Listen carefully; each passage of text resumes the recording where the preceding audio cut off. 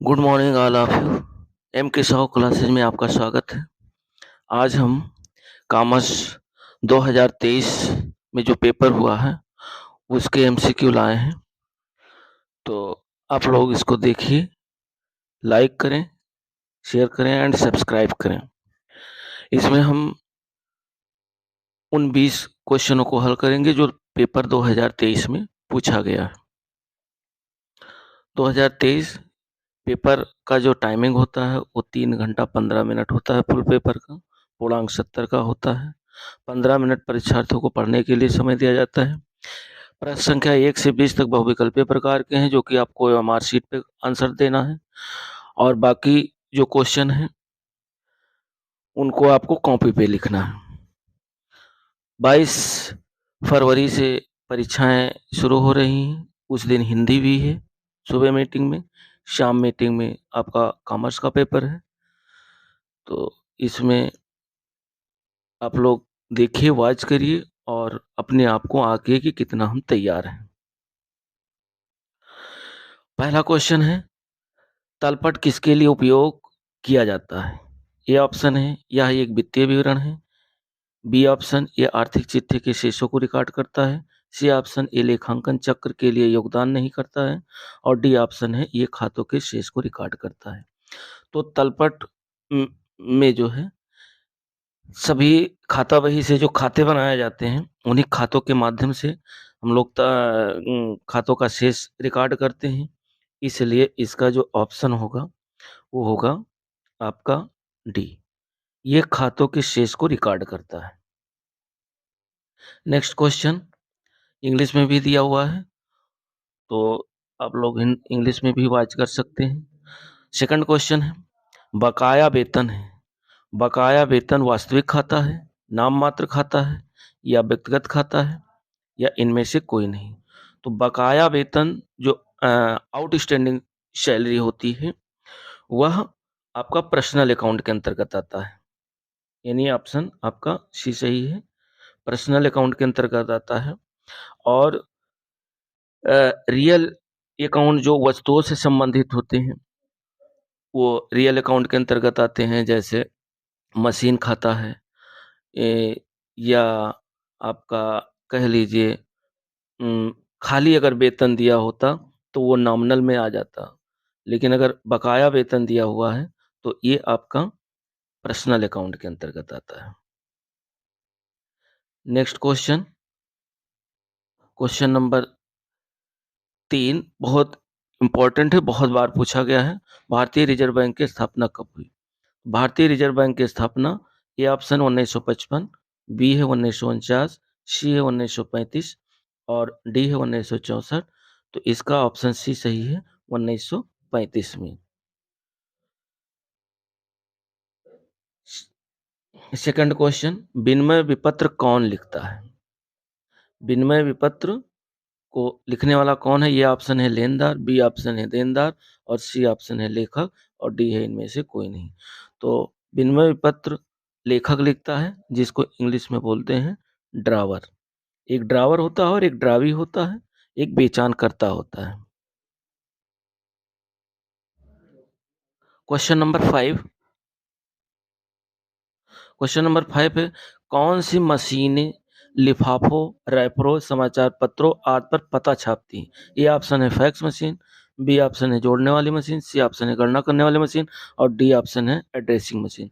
तो इसका जो ऑप्शन है D, addressing machine. Question number 6,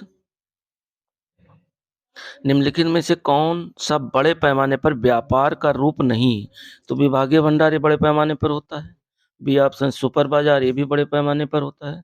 सी है बहु विकल्पीय श्रृंखला भंडार, ये भी बड़े पैमाने पर होता है। और डी जो है प्रोविजनल स्टोर, प्रोविजनल स्टोर जो है ये छोटे स्तर पर होता है। इसलिए ऑप्शन हमारा डी सही है। क्वेश्चन नंबर 7, माल की आपूर्ति की दशा में बीजक निर्गमित करने की तिथि क्या होगी?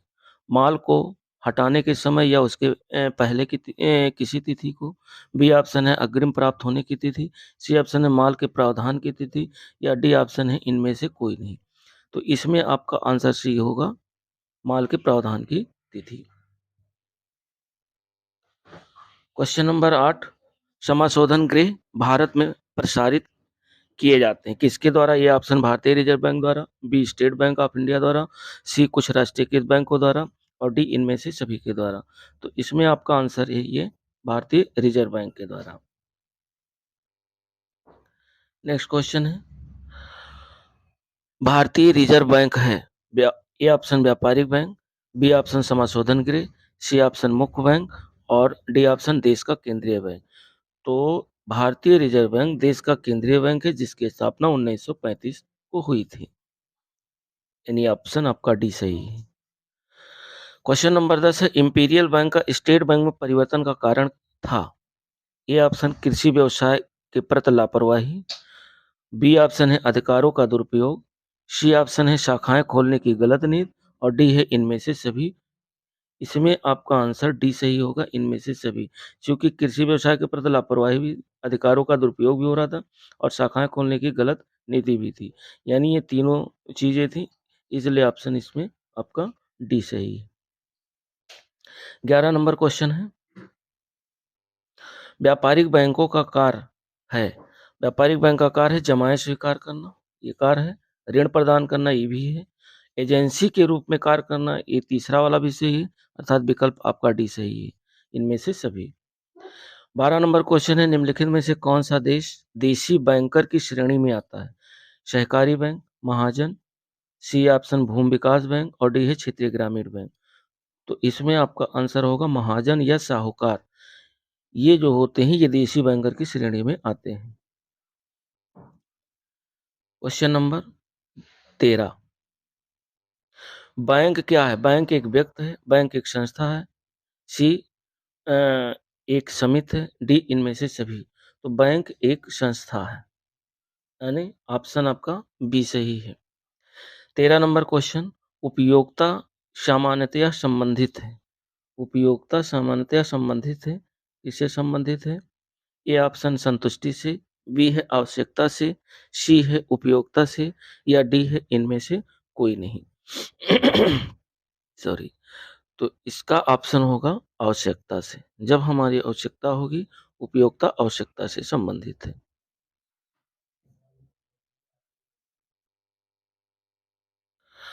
15 नंबर क्वेश्चन है, निम्नलिखित में से सीमांत उपयोगिता ह्रास नियम किस पर आधारित है?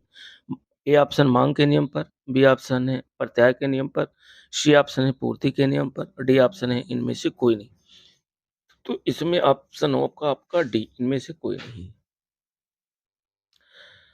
16 नंबर क्वेश्चन है, हमें अपनी बचत को बैंक में रखना चाहिए क्योंकि क्योंकि ऑप्शन ये है ये सुरक्षित है, बी है ब्याज प्राप्त होता है, सी है किसी भी समय निकाला जा सकता है, और डी है इनमें से सभी। तो इसमें आपका ऑप्शन होगा डी, इनमें से सभी। नेक्स्ट क्वेश्चन,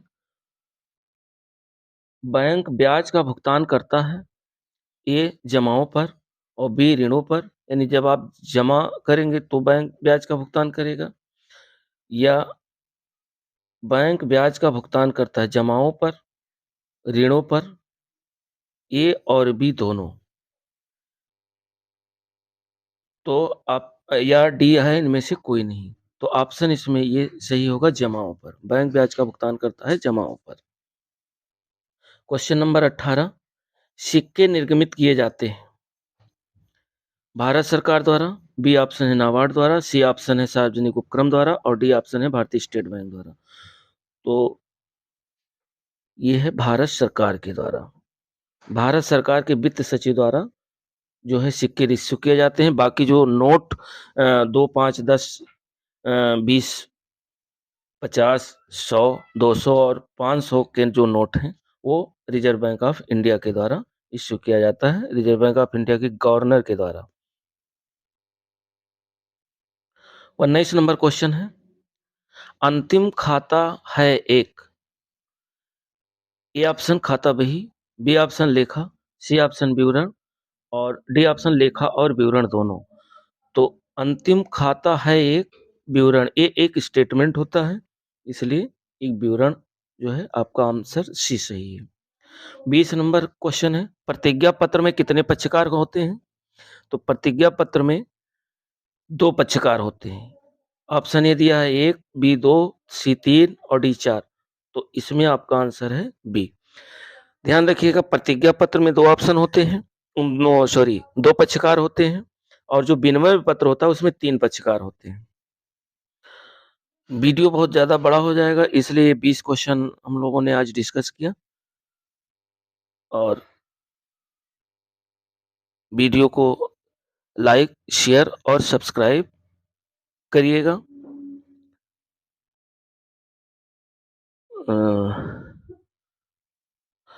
देखिए ये पेपर आप लोगों के, और इसे वॉच जरूर करिएगा। दोस्तों में शेयर करिए, लाइक करिए एंड सब्सक्राइब करिए।